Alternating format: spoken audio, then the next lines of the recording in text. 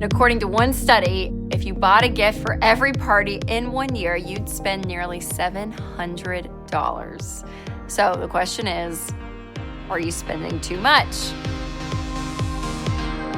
Hey everyone, welcome to another episode of the Rachel Cruze Show podcast. I'm so glad that you're here.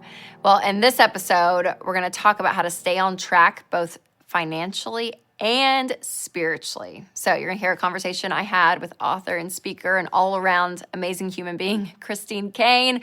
Oh, it's such a good conversation, you guys. I mean, there's so much going on in our world, and we kind of break it down and talk about what you do when you feel like you are drifting from your life and from God and from the things that you want out of life. Then you're going to hear some ways to save money on gifts for every occasion. There are so many parties that are going on. I mean, everything from housewarming, bridal showers, baby showers, retirement parties, graduation parties. I mean, the list goes on. And buying gifts for all of these parties can add up very fast. But first, let's talk about Christmas. Yeah, you may be thinking, Christmas, Rachel? I know it's 2 months away, but this is the time we need to start budgeting for the holiday season. So let's break down how in just a second.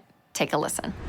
All right, everyone, get excited because it's time to talk about Christmas budgets. That's right, I said the word Christmas. It is time, everyone. We're going to do it here on today's episode at the Rachel Cruze Show. Okay, I know it may seem kind of early. I said Christmas, and you're thinking, what? But listen, you have to plan ahead. And I want you to enjoy Christmas debt-free. So when you're thinking about Christmas, I want you to think in two different areas, okay? Number one, your Christmas mindsets. And number two, your Christmas budgets, which reminds me, very excited about this. You guys have heard of the Rachel Cruze wallets. I have a very fun announcement a little bit later to tell you about, which I'm so excited about. But first, let's talk about your Christmas mindset. Okay. One of the main problems I feel like we have is that we feel the pressure to create and provide the best Christmas ever. Regardless of costs, regardless of stress, it's like this expectation we have of doing everything for everyone, the very best, all the way around. And it's like you just go. And the stress of the holidays, it overtakes people. And you end up stressing yourself out and honestly stressing everyone else around you out. And that's not what Christmas is for, right? Obviously, there are reasons for Christmas that everyone celebrates. Jesus is born, number one. Number two, yes, it's a generous holiday. You want to be with family, you want to be with friends, all of it, right? The Christmas season is a beautiful thing. But this mindset has exhausted us that we just feel like we have to do the absolute very best. So I want you to take all those expectations, throw them out the window, and think through, what can I do more on a minimalist scale for this holiday season? Because the more you say no and the less expectations you have on yourself and pressure you put on yourself, the more enjoyable it's going to be. It is so, so key. Because what happens is the stress of our mindset ends up affecting our budget. So the more calm you are, the more stress-free you are, the more clear-minded you are for your Christmas budget. So we have to think about this element as well when it comes to Christmas, not just our mindset, but our budget. And we have to do a Christmas budget. When there's not a budget, the spending goes off the rails, and a lot of people go into a lot of debt. And in the moment, yeah, it feels good because you're like, oh, I'm buying all this fun stuff. So-and-so is going to love this. I can't wait to make them so happy. My kids are going to be so excited. This dress I'm buying for this party, or these 4 dresses I just love. They're so cute. It's all going to be so great. It feels so great in the moment. But it's pretty fleeting because by January 14th, no one remembers what dress you wore. Nope. And your kids' toys, half of them are probably broken, stuffed away in some closet that they're not going to play with again, right? So you really, really want to take the emotion out of it and look logically at your numbers, because that is going to give you peace of mind, not just during the Christmas season, but again, the January you and the February you is going to love the December you. Last year, Americans spent, are you ready for this? $730 billion on Christmas.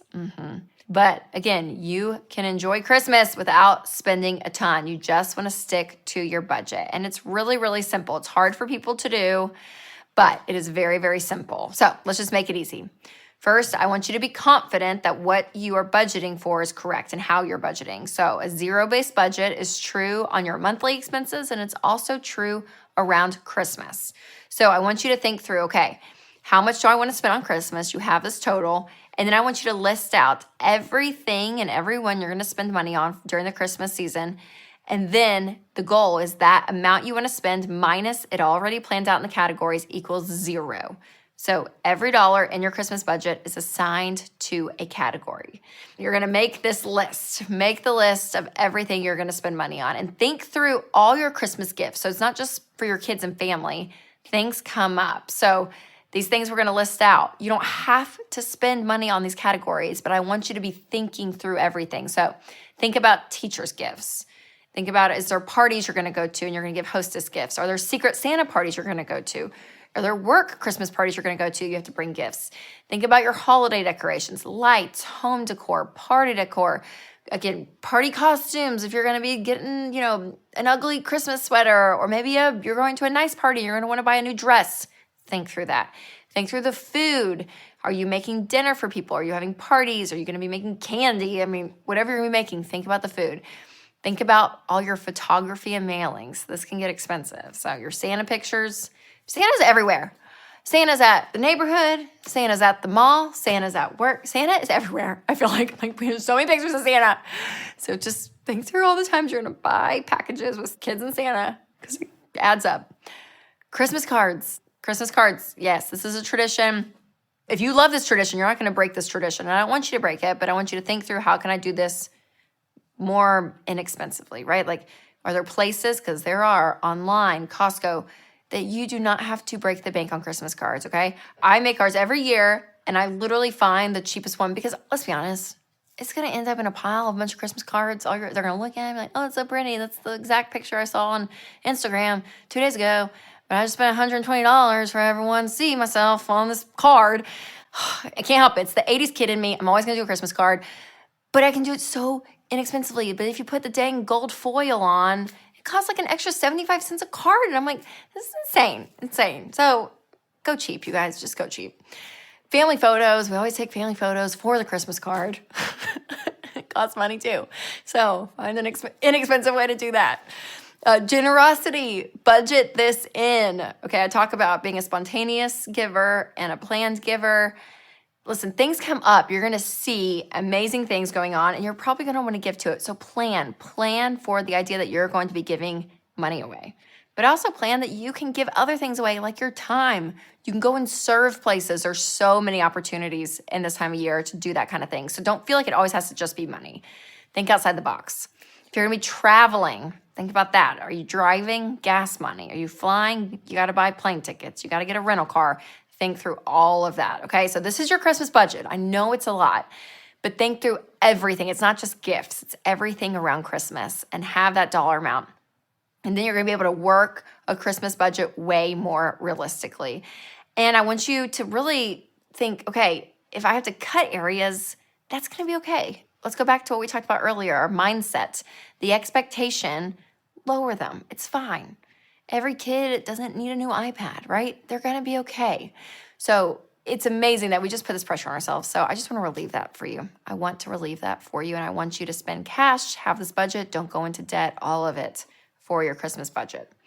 So how do you set up your Christmas budgets? Well, you can do this many ways. You can do this online. You can use Every Dollar, our budgeting app, with that. You can use an Excel sheet. But again, you're going to list out people. You're going to list out categories of what you're spending on, put dollar amounts, and make sure it equals 0. Now, one way you can save for Christmas is a sinking fund. So you're seeing this a few months before Christmas, so maybe you put a little money away this month, a little money away next month, and the next. So when it comes to be buying gifts, you have some money saved, so it makes it easier. And once you have your money saved up, again, use cash. If you're going to go online shopping, that's great. But if you're going into a store, bring cash with you, because you actually end up spending less, statistically speaking, when you spend with cash versus a card. So I hope this helps you because, again, the budget's going to help you stay in control. And when you're spending with cash, that helps you stay in control because it's just being accountable to exactly what categories you have. And that's one reason, one big reason I created the Rachel Cruz wallet. Yes, you've heard me talk about it, but this is one of my favorite things because they're beautiful. And I partnered with Join. They're out of India and they are incredible. They make incredible stuff. It's handmade, real leather. It's beautiful. And the great thing is it's going to help you with obviously your budget month after month, but also your Christmas budgets. And the exciting announcement is there's a new color out. Yes, it's beautiful. I'm so excited about it because it's so classic. It's so timeless. Just the classic brown color. Oh, it's one of my favorites. I mean, we've had other colors. We have other colors, but this one I'm so, so excited about. And again, you open it up and it's got your envelopes all right in there. Great areas for your cards, your card slots. And I love this too. Every wallet has a card of the person who made it. So it's in there too. So it's so exciting, so beautiful. Oh, it smells amazing. Always excited about a new color, always excited to partner with Join. But again, this is something that is so easy to use. You are in control. You know exactly your categories. And maybe you've never experienced the Rachel Cruz wallet, but you could even do it and use the categories in here for your Christmas budget. Maybe you use it like that. I don't know, but I want this to be something that helps you get in control of your money. That's the reason I created it. It's the reason I want you to use it. And maybe it's a great Christmas gift for someone that you love. If there's someone that you're like, hey, I really want them to get on this plan because this has helped me, maybe you can start off, dunk them in the water. But if you want to check this out, you can get yours today. Just text RC Brown, all one word, to 33789 or click the link below. But again, something here to help you take control of your money. So you guys, I hope this video has helped you because the Christmas mindset, the Christmas budget, there's so much that goes into this topic of life, a lot of pressure, a lot of expectation, but I want you to do what is best for you and your family this Christmas season. So the last 18 months, I feel like, has been a pivotal part of everyone's story of understanding kind of where they're at, the quote-unquote new normal, all of this. And some people have really drifted, whether it's away from careers, maybe away from their faith, what they knew, and now fear's taken over. I mean, all these things are occurring. And so I wanted to bring on one of the dear people in my life that I'm so thankful I get to call her friend because she wrote a book kind of talking about all of this and the idea of drifting, because that was a very normal thing that people experienced, especially in the last 18 months, and let alone obviously decades before as well. So Christine Caine is here. Chris, thanks for being on. Hey, Rachel. I am pumped to be here with you. You were always one of those people in my life that I would just like see from a distance. I mean, this was probably 5 years ago, and I was like, I love her. I want to meet her one day. And you came to our office to do a devotional, and I literally cornered you because I was like, I just want to be your friend. I just want to know you. And since then, thankfully, you have accepted the invitation for me to be your friend. And we've gotten to hang out a few times. And I just appreciate you so much. I love it. And I actually live for your texts because I know when there's something going on in the world, I'm going to get a Rachel text. It's going to be... Okay, I will be like, Chris, I'm seeing this. What's really going on? Yeah, literally. I know. Oh, so great. Okay, but your new book, which I am just so excited about. I mean, give me, first of all, why did you write it? When did you decide? How did 2020 play a part, if it did, into this message? Yeah, no, I think I went through some stuff in 2016, 2017 that led to me writing the book 2018, 2019. So by the time 2020 came, it was like, okay, everyone, I went there and here is the key for you all.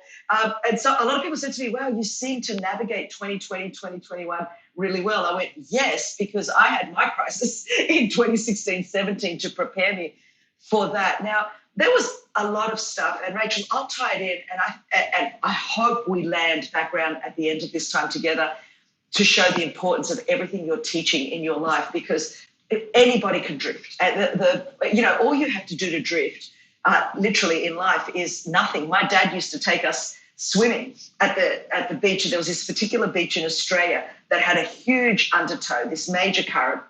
And he would put up a big beach umbrella on one side and the beach towels on the other side. And he would say to us, kids, when you go out, you're going to have a whole lot of fun swimming. But I need you to look up and check the markers, check this umbrella, check the towels, because whether you realize it or not, there's a huge undertow and those currents are going to take you out to sea. You don't have to intentionally think, I'm going to go and drift out. You're just going to drift because of the undertow. So check the markers regularly. And my dad used to always say, so kids, all you have to do to drift is nothing.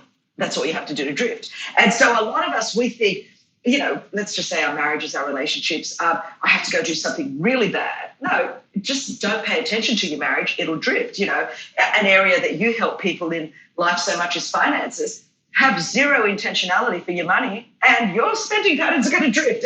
You don't even have to think, I'm going to go and spend really erratically. Just do nothing intentional with your finances and you're going to drift off any target. And it goes our health, our fitness. Well, I think what happened to me kind of towards the tail end of 2016, early 2017, it was kind of the perfect storm. All of us have these things in life. I celebrated my 50th birthday back then. We're doing this interview just on my 55th. Yes. So that's like 5 years ago. Seems like a lifetime ago. I celebrated 50, had 150 friends over. We were having a great party, lots of Greek dancing. And then I came home that night and I had 26 missed phone calls from my brother in Australia to say that same night my mum had died. And so here I was, you know, like life, best of times, worst of times, all at the same time kind of thing. And I think with my background, Rachel, I was adopted at birth, didn't find that out till later in life. There was abuse in my past.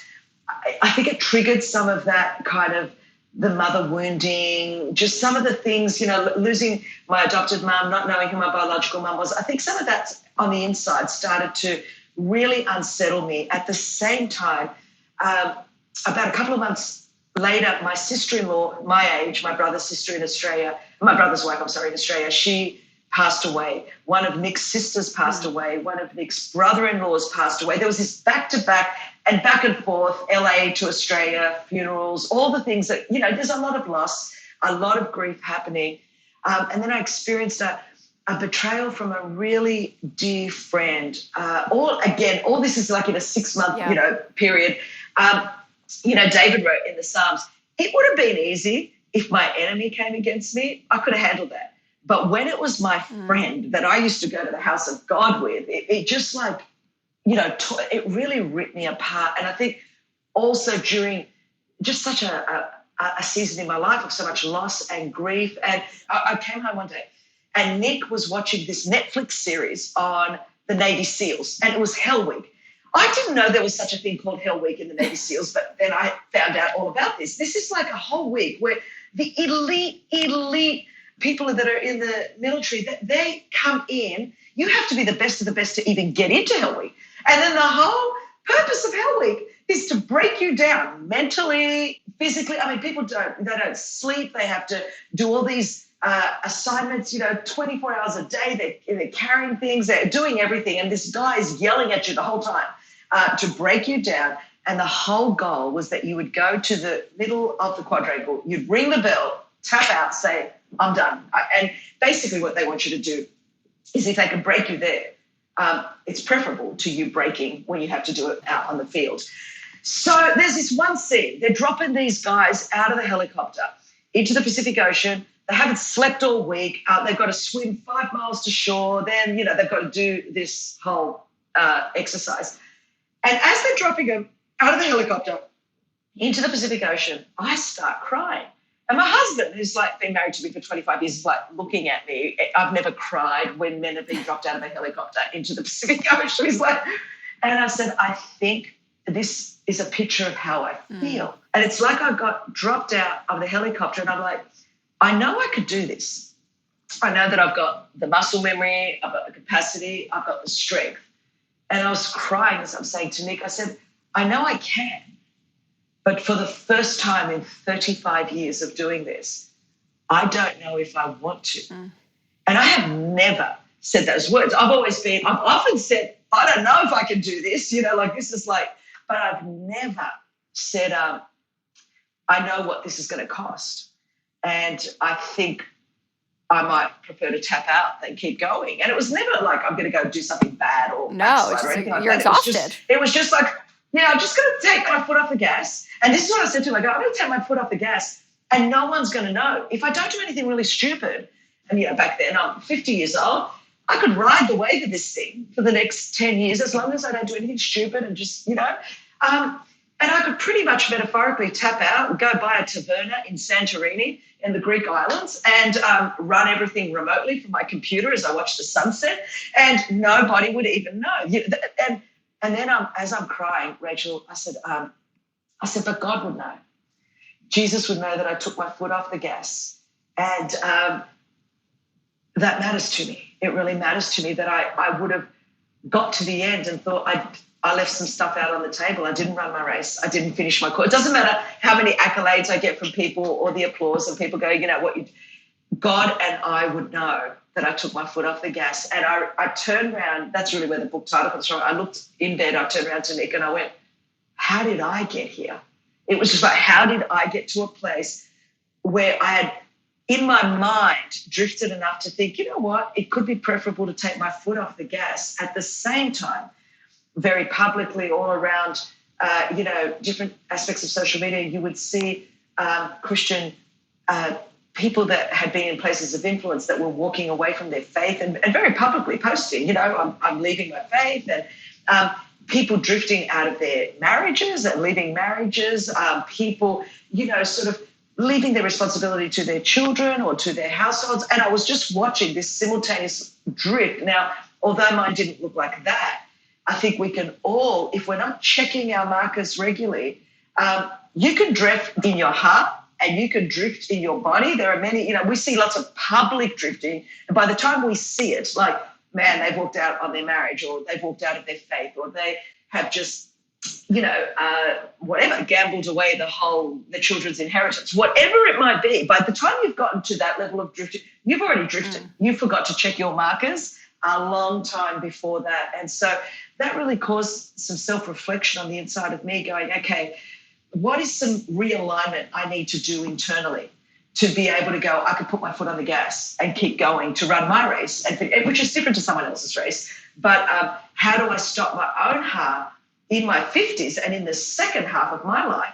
How do I make sure I don't drift? How do I make sure I cross that finish line? So there is a lengthy story about the story behind the story. I'm so glad you went into all of that because number one, I feel like it all makes sense. And number two, it's so relatable, even though people are not in your exact life, right? The element of the exhaustion, the caution you're taking because of other people.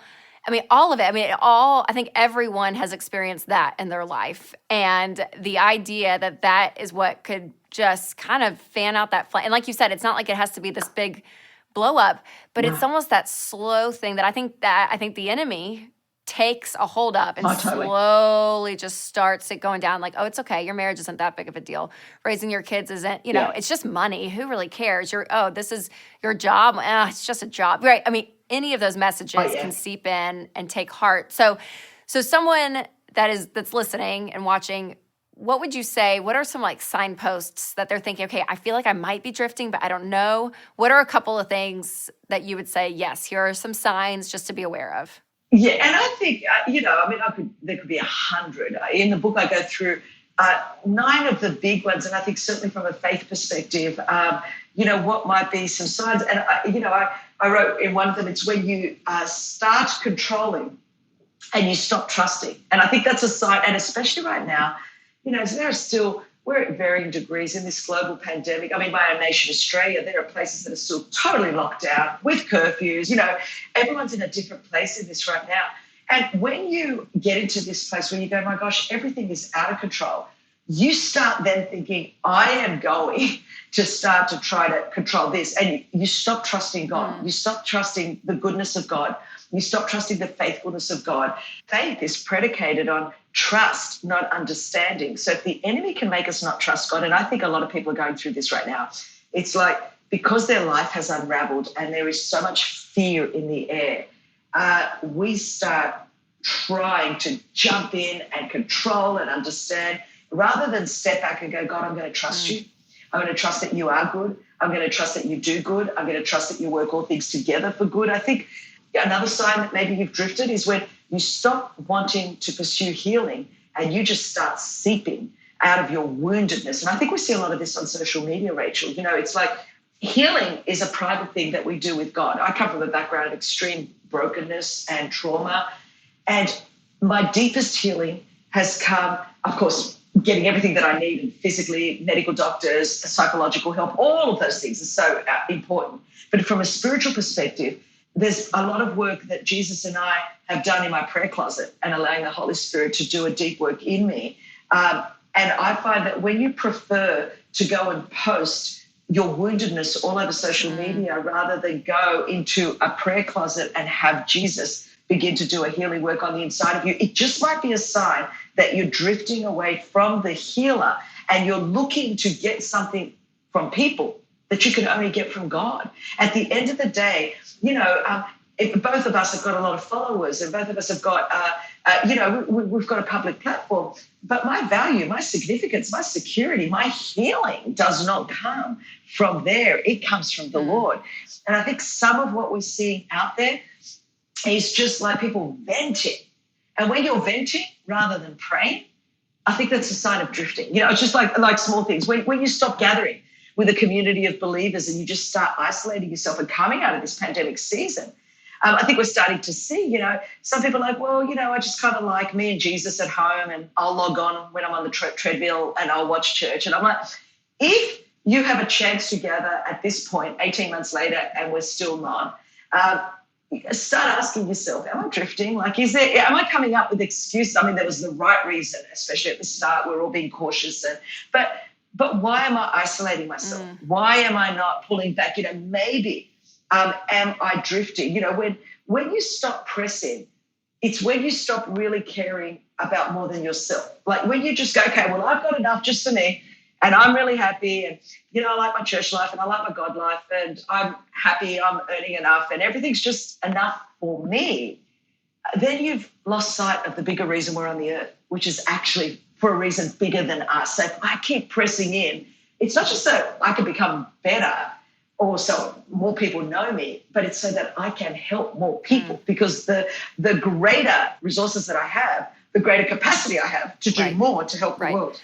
It's so good, Chris, because I think about it, I'm like, from the money perspective, money can just, it can be a coping mechanism. People can use it, right, to feel good. And so what I love that you're doing and in this book and in these signposts of drifting, I'm like, you are calling out people, whether it's the healing aspect that I love, right? Instead of just looking for that affirmation and your desires being met from others, that you actually are working on yourself and your story, because we all have brokenness in our life. We've all had things said to us or experiences that have shaped who we are today. And some of those things to go back and revisit, which is so scary, but I'm telling you, when you start to enter into those, as Christy at my church said on Sunday, when you start to enter those dark caves of your life, like that is the treasure that God has, right?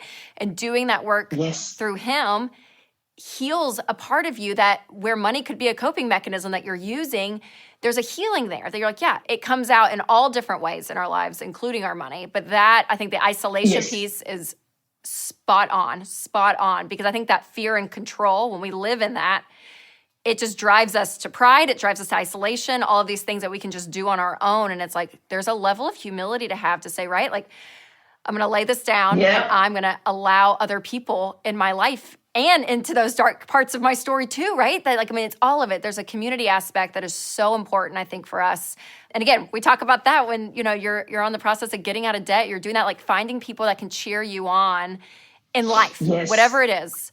Money or not, I mean, that is so key. So I love all of this, Chris, because it is so spot on and it's so good, even though walking out that for people can be hard. It's not an easy thing. No. But when you start to actually, when the drifting becomes normal and you have to say, okay, now I got to correct. I got to go back to a healthier place, right, in my life and not be drifting. That change is going to feel a little bit uncomfortable and scary, but pushing into that so that you're not drifting is so key. And it's ultimately what you're anchored to is what determines whether you drift or not. And so, we love boating. And so I remember one day early on in our boating life, Nick was like, I love to sit on a boat just to sunbake. I think that's what the purpose of a boat is. And so I'm sunbaking. Nick's like, Chris, can you throw out the anchor? So I kind of throw out the anchor.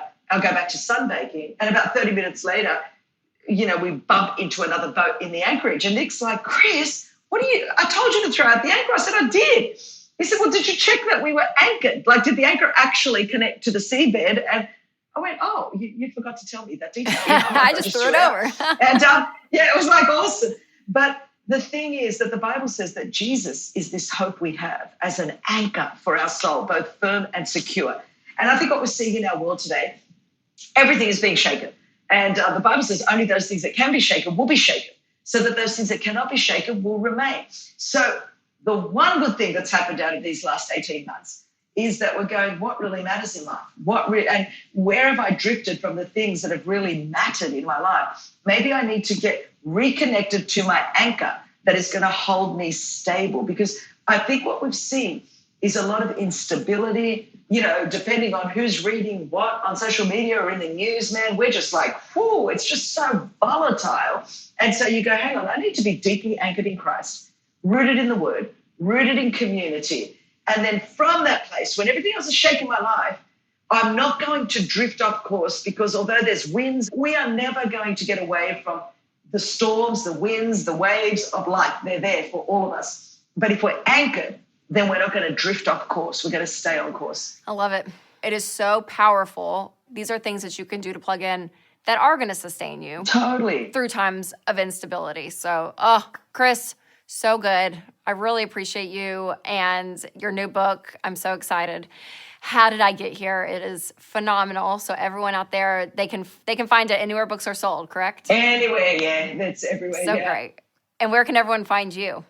ChristineCaine.com on all the things. So, it won't be hard to find me. I love it. Rachel, I've loved being on this with you. Thank you so much. No, thanks for coming on. You always just give there's an energy that you bring to all of this that is such a gift. And I appreciate that. And I appreciate all the work that you do all over the world. And thank you for coming on here just for a few minutes and kind of sharing your heart and everything. So thanks, Chris. Thank you so much.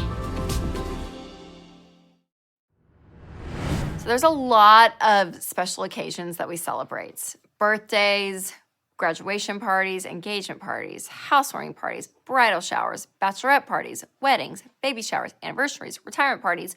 I mean, the list goes on and on and on and on and on. And according to one study, if you bought a gift for every party in 1 year, you'd spend nearly $700. So the question is, are you spending too much? Well, there's not really a right or wrong answer here. It really depends on your budget and your family values, what's going on with you financially, all of that. And the important part of that is that you're focused on you, right? Your budget, your values, your timeline, not what everyone else is doing. It can be so easy to compare. If you call a friend, you're like, oh, what are you getting, for this shower? Or what wedding gift did you buy? And you're like, oh, is mine enough? Is mine okay? It's not the comparison game, right? Put those blinders on and focus on what's best for you and your family. And then another question you need to ask when it comes to buying gifts is, am I going into debt for it? If you're going into debt for it, I would say no, no, no, no, no. It is not worth the burden of debt to go in for a gift, okay? I'm all about giving. I'm all about gifts. I love it all. But let's be smart about it. So if you're on baby steps 1 or 2, really you can pause buying like really big gifts. There's a lot of free things you can do, a lot of inexpensive things you can do. Even if you're on baby steps 3, 4, 5, 6, 7, depending on what's going on, you may say, hey, in this situation, I'm going to buy more of an inexpensive gift here or there. So I want to give you all the ideas possible, because what's important is that you know what money you have for every gift and every party. So your budget is one thing that is really going to help with this, to know, okay, what is coming up, so that I can put line items in my budget, and I can maybe even start saving if I need to for specific things. So some people even save for gifts in a separate account all year long. Some people, again, they put it in their budget month to month. I like doing it month to month in your budget. And again, your budget is your income for the month minus all of your expenses, including giving and saving. It's going to equal 0. So every dollar coming in is assigned to a category. So coming up next month, here are all the things that we have, and we can kind of budget out and figure out what money do we have to spend if we're going to certain parties and we have to buy gifts. So again, there are free things you can do, so we're going to talk about that, and there's also some just inexpensive gift ideas. So let's break it down. You ready? Let's start with engagement gift ideas. So some free ideas is offer to pick up catering for a party or cook something for the party. You can also offer to help with some DIY planning. So if the bride is planning something for her wedding and you think you can kind of help chime in there, yeah, insert yourself and just ask. You really could be a huge help. Now, some inexpensive ideas. I love this. Just buy some bridal magazines. They start around $5 because let's be honest, I don't care what year it is. I don't care how much we use our phones and we're online. A good bridal magazine flipping through, there's just something that does the heart good, So buy a stack of those. You can even get flowers and some flowers that are at, a cheap grocery store like a Trader Joe's always sells really beautiful flowers, or even the dollar store. So you can go in and get a bouquet of flowers. You can even go and get some craft paper roll from the dollar store and wrap it around the flowers with a cute gift tag. You can do a lot of good stuff, a lot of things that are inexpensive. You can buy a bottle of champagne, you can go, on the more inexpensive, affordable route, like $10 a bottle, okay? But you can celebrate that engagement with some great gift ideas. Now, some baby shower gift ideas, some free ideas is to offer to babysit once the baby comes. Every new mom, especially with the first, they're like, yeah, you're going to want to take a shower. You're going to want to take a little break. You're going to want to take a nap. And you can come over and offer your services to hold that sweet little baby. It's very nice. That would be a great gift. Maybe you can offer to create a meal train for when the baby arrives and bring a meal. Oh, that's also a huge gift. Oh, whoever sets up meal trains, God bless you, because you're the best, really. So offer that. It's free. Now, some inexpensive ideas. You can buy a baby book for them. I love this. I love baby books. It's funny because their first one, it's like every little memory. The second one, it's like, oh, yeah. The third, haven't even written in it. Sorry, Charles. Yep, nothing in there. But it's a great gift to have on hand, and this can be anywhere from $5 to $20. You can buy a baby blanket and get it monogrammed. This could be around $18. There's some really great personalized baby stuff on things like Etsy, again, as low as $18. So one of my favorite gifts that was given to me for a baby shower I had for Charles was the Love Every box. So it's a subscription, so you get 4 boxes throughout the year, but it's these cute toys, like sensory stuff. It was adorable, absolutely adorable, and it's a little bit more expensive. So even if you want to go in with friends or family and get that subscription for the mother-to-be, I love it because it's kind of the gift that keeps on giving. All right, for graduation party gift ideas. So you can go free, things like pick up the catering for the party to help them out. You can even make a dish for the party. You can even just write a thoughtful letter of what you think about them, all your prayers and dreams, everything that you want for their future. Write it down, encourage them. I even heard of a really fun idea called open win letters. So you write a letter for different experiences that they're going to have that first year of college. So things like open when you feel lonely or homesick, open after your first date, open when you need encouragement. You kind of get the idea. Super cute. All right, some inexpensive gift ideas. Any amount of cash. Again, it depends on your budget, but you can display it in really fun ways. So you can make like a wreath with dollar bills. You can stuff like a nice water bottle with just cash. I mean, there's endless ideas on Pinterest, but again, they always love cash, those grads out there. You can even buy a laundry basket and just fill it with necessities like laundry detergent, change for the washing machines, towels, like a shower caddy. I mean, anything out there, and you just fill it up with college essentials. Also, gift cards to restaurants in that college area. So again, anywhere they can eat, even local grocery stores. You can do gas gift cards. Gift cards are great. So whatever your budget allows, that'll be a great gift. All right, bridal shower gift ideas. So some free things. Again, you can offer whatever talent you have for the wedding and help with anything. Just say, hey, I'm here to help you plan. Let me just be at service and extra hands for you on that beautiful, wonderful day. Maybe you can even give a gift of all your family's favorite recipes. It's awesome. Now, some inexpensive gift ideas. You can customize a stamp with their last name and their new address. It's like $12 to $20, you guys. We got this for ours. And I used it every Christmas card. I had those Christmas cards, you have like so many of them. And I did the return with that little stamp and oh, it feels so good. It's the best. It's the best. But that's a great gift. A bottle of wine, and you could do something fun like, hey, open this on your first anniversary, and you can have like a card that they open on their 1-year anniversary. Pretty fun. It's like $10 to $30.